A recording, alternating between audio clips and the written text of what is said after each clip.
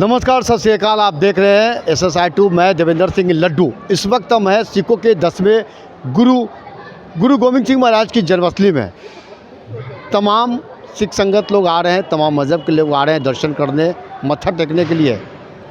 लेकिन सबसे ख़ास बात है कि आज 3 वर्ष होने को है यहाँ के हेड ग्रंथी पूर्व जत्थेदार ज्ञानी स्वर्गीय राजेंद्र सिंह की मौत हुए हुए।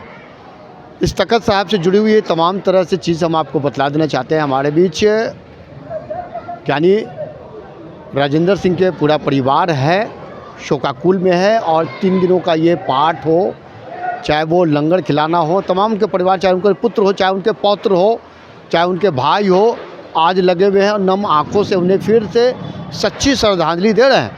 लेकिन सबसे सवाल उठता है कि आखिर ये 3 वर्ष तक उनकी मौत हुई है, आज भी एक पहेली बन के रह गया है। ना ही किसी भी तरह का जांच हुई है और ना ही किस नतीजे पर निष्कर्ष पा गया है कि आखिर उनकी मौत हुई तो कैसे हुई।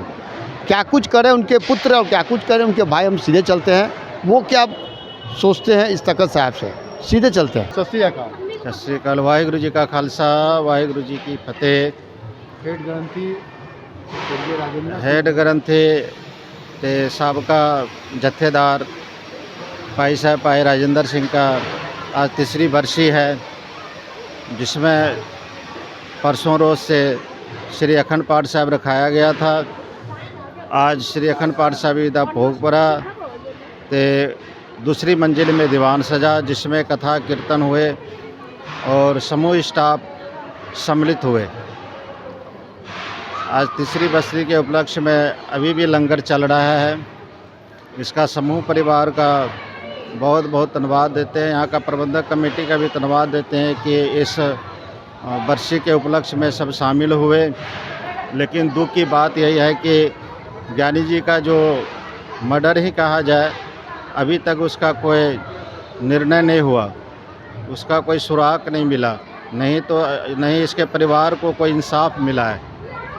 हम सभी से यही बेनती करेंगे कि ज्ञानी जी का जो मर्डर हुआ उसमें इंसाफ मिलना चाहिए और प्रबंधक कमेटी का भी शुक्रगुजार हैं। इतना ही बात करके हम धन्यवाद करते हैं। वाहिगुरु जी का खालसा, वाहिगुरु जी की फतेह। जय जी। आप हत्या ये तो सीधा साधी साबुत के तौर पे आता। जब पापा जी कमरे में डेड पड़े थे तो बाहर से कुंडी लगा हुआ था।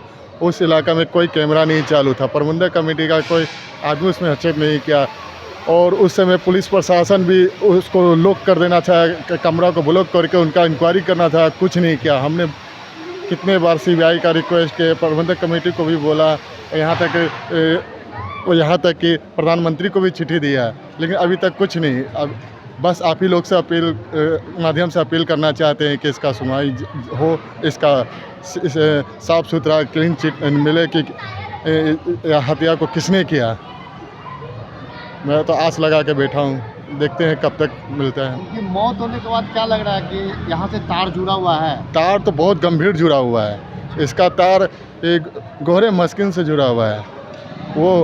वो इसका तार उन्हीं के साथ जुड़ा हुआ है, क्योंकि ये हेड ग्रंथी थे उसी समय है जो ज्ञानी इकबाल सिंह कोर्ट से जीत के आए थे। तो उनको लगा कि अगर हम जत्थेदार नहीं रहेंगे गोहरे मस्किन तो एक साजिश उनके ऊपर भी जाता है, उनके ऊपर भी शक जाता है। सबसे बड़ा तो शक उन्हीं के ऊपर जाता है, उन्हीं को उनके पोस्ट से लालच है। क्या नाम हुआ फिर आपका? मेरा नाम दया सिंह। हरमन सिंह। बताइए। मेरे दादाजी की 3री बढ़ती है, तभी हमारे दादाजी को न्याय मिले। मतलब न्याय मिले। क्या कहोगे, कौन लगते थे? आज मेरे दादाजी की 3री बरसी है और उनको न्याय मिले। मतलब न्याय मिले। ये थे स्वर्गीय ज्ञानी राजेंद्र सिंह के परिवार और उनके पुत्र, चाहे वो पौत्र, तमाम चीज़ों से अवगत करवाए हैं। SSI2 आप देखते रहिए। वाहिगुरु जी का खालसा, वाहिगुरु जी की फतेह।